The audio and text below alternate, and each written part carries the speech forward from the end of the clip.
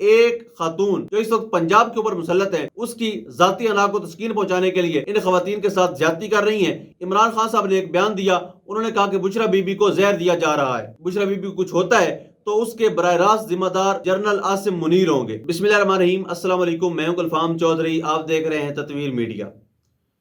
پاکستان میں ہونے والی کچھ اہم ترین ڈیولپمنٹ آپ کے سامنے رکھنی ہے۔ فرسٹ آف آل، آج ایک بڑی اہم ڈیولپمنٹ ہوئی، اسلام آباد ہائی کورٹ کے اندر ججز کو دھمکی آمیز خط موصول ہوا ہے، اور وہ خط دینے والا کون ہے، پہنچانے والا کون ہے، اس کے اوپر لکھا ہوا کیا تھا۔ یقینی طور پر یہ بہت بڑے سوالات ہیں جو اس وقت پاکستان کے نظام انصاف کو بھی ہراساں کرنے کے لیے، ان پر اثر انداز ہونے کے لیے ان کے سامنے لا کھڑے کر دیے گئے ہیں۔ اور وہ سوال کھڑے کرنے والا کون ہے، اس کے اوپر لکھا ہوا کیا تھا، وہ آپ کے سامنے رکھیں گے۔ آج اسلام آباد ہائی کورٹ میں خط موصول ہوتا ہے، اور خط کس نے پہنچایا ہے یہ کسی کو بھی نہیں پتا۔ وہاں کی سیکیورٹی سٹاف کہاں تھا یہ کسی کو بھی نہیں پتا۔ وہاں پر کسی نے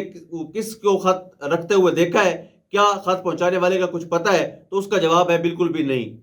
کیا اس پر تحقیقات ہوں گی، یہ سوال ابھی تک باقی ہے۔ لیکن اس کے اوپر لکھا ہوا کیا تھا، ایک مجسمہ بنا ہوا تھا ڈرونا سا، جس کا مقصد ایک پیغام دینا تھا کہ اگر آپ پاکستان کے اندر رول آف لا کی بات کرتے ہیں، اگر آپ پاکستان کے اندر جو رول آف لا ہے اس کی وائلیشن کی بات کرتے ہیں، اگر آپ پاکستان کے اندر جو نظام انصاف پر ایک اثر اندازی ہو رہی ہے اور جو دخل اندازی ہو رہی ہے، اگر اس کے اوپر بات کرتے ہیں تو آپ کو شاید خطرناک نتائج کا سامنا کرنا پڑ سکتا ہے۔ یقینی طور پر ان 6 فاضل ججوں کے لیے جنہوں نے یہ خط لکھا اور واضح طور پر بتایا کہ کون ہے جو ان کے فیصلوں پر اثر انداز ہو رہا ہے، کون ہے جو ان سے فیصلے لکھواتا ہے، کون ہے جو ان سے فیصلے کرواتا ہے، کون ہے جس نے ان کی فیملی کو گرفتار کیا، ہراساں کیا اور ٹارچر کیا، ان کی ویڈیوز بنائی اور ویڈیوز کے ذریعے سے ججز کو بلیک میل کیا۔ یہ سارے کے سارے سوالات وہیں پر کھڑے ہیں، لیکن کیا اس پر تحقیقات ہوں گی یا یہ قصہ ماضی بن کر اس کو بھی کلوز کر دیا جائے گا؟ یقینی طور پر اسلام آباد ہائی کورٹ کے اندر ایسے خط کا پہنچنا اور اس کے اندر پاؤڈر کا ہونا اور اس کے اندر ایسا مجسمہ ہونا، اس کی شکل بنے ہونا، یقینی طور پر یہ بہت بڑے سوالات ہیں اور اس کے اوپر تحقیقات بھی ہونی چاہیے۔ اس کے بعد آج بشرا بی بی کو شفٹ کیا گیا ہے اڈیالہ جیل میں۔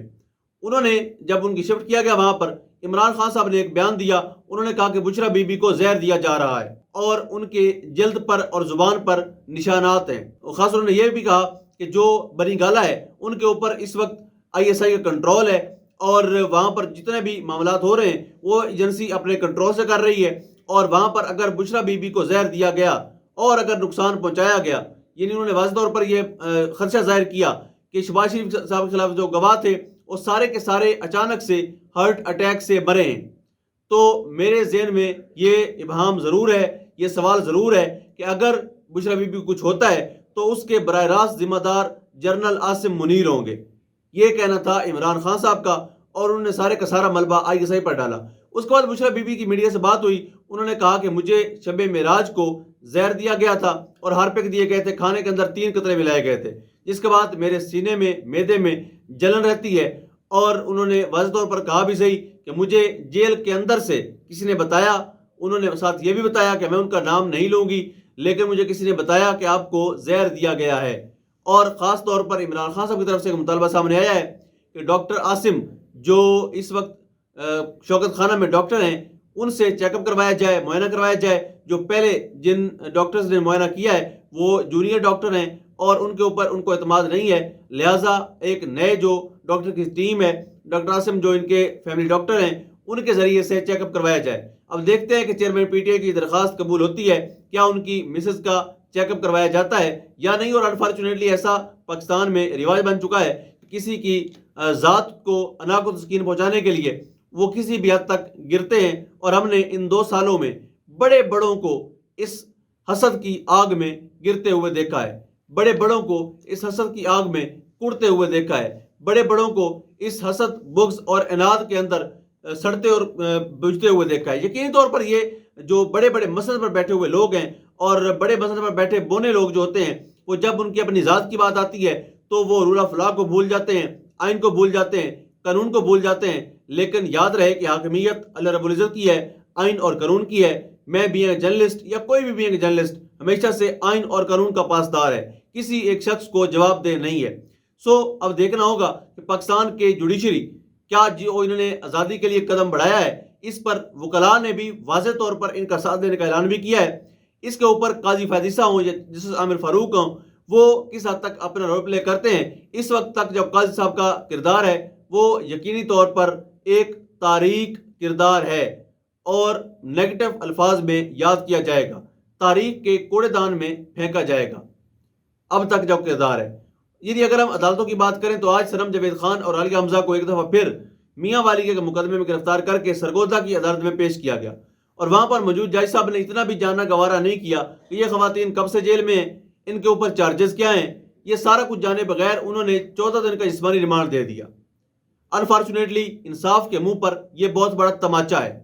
کہ کچھ خواتین جنہوں کو گرفتار کیا گیا تھا اور اب تک کچھ بھی ان کے اوپر ثابت نہیں ہو سکا، ان کو 5 سے 6 مقدمات کا سامنا لاہور میں رہا، اور یہاں پنجاب سے جب وہ نمٹ گئے تو ان کو دوبارہ سے نئے مقدمات میں میاں والی نامزد کر دیا گیا۔ یعنی ایک انسان ایک وقت میں کہاں پر نقصان پہنچا سکتا ہے، جو انہوں نے خاص طور پر ہماری عدالتوں نے اور ہمارے اداروں نے جو ثابت کیا ہے کہ صنم جاوید خان ہو، عالیہ حمزہ ہوں، یہ خواتین بجلی سے بھی تیز رفتار ہے ان کی، ایک لمحے کے اندر انہوں نے ادھر گلبرگ میں نقصان پہنچایا، پھر کینٹ میں نقصان پہنچایا، پھر انہوں نے راز بیکری پہ نقصان پہنچایا، پھر انہوں نے ماڈل ٹاؤن میں جنریٹر چلایا، اس کے بعد انہوں نے میاں والی جا کے آگ لگا دی۔ انتہائی شرم کا مقام ہے ان عدالتوں کے لیے، ان اداروں کے لیے، جو ان خواتین کو صرف ایک خاتون جو اس وقت پنجاب کے اوپر مسلط ہے اس کی ذاتی انا کو تسکین پہنچانے کے لیے ان خواتین کے ساتھ زیادتی کر رہی ہیں، ان کو جیلوں میں بے گناہ رکھا ہوا ہے، ان کے بچوں کے سامنے ان کو بار بار گرفتار کیا جاتا ہے، اور یقینی طور پر تاریخ لکھی جا رہی ہے۔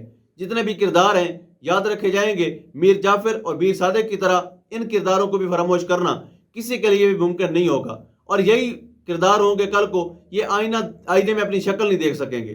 یہ آپ لکھ لیں، یہ تاریخ لکھی جا رہی ہے، اور تاریخ بڑی ظالم ہے، پلٹ پلٹ کر جب آتی ہے سامنے بڑے بڑے چہروں کو ننگا کرتی ہے۔ یعنی کل کے انقلابی آج جب بڑے عہدے پر بیٹھے ہیں تو ان کے جو حامی صحافی تھے وہ کہتے ہیں کہ معذرت چاہتے ہیں ہم، یہ واقعی رونگ نمبر ہے۔ سب سے بڑا منصف اس وقت رونگ نمبر ڈکلیئر کر دیا جا چکا ہے، اور لوگ اس پر اعتماد کرنے کو تیار نہیں ہیں۔ یہ حال رہ گیا عدالتوں کا۔ اگر ہم بات کریں گے سینٹ انتخابات کے حوالے سے، جو آج ڈیولپمنٹ ہوئی، اس میں آج 30 حصوں کے اوپر سینٹ کے انتخابات ہونے تھے،